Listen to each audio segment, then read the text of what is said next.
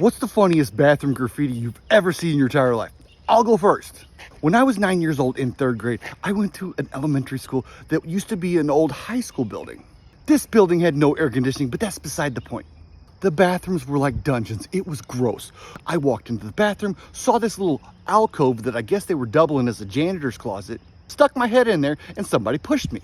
So I fell face first into that makeshift janitor's closet, which, looking back on it, I still don't know what that was.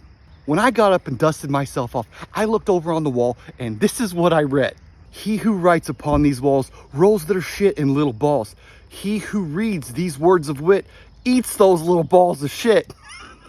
I was 9 years old. That was the funniest thing I've ever heard in my entire life. I stuck that back in the back of my mind, and I thought, that is peak humor right there.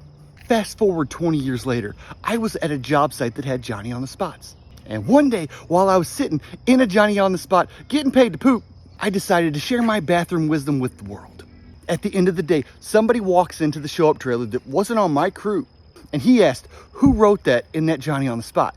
And immediately my hand shot up because that's my wisdom.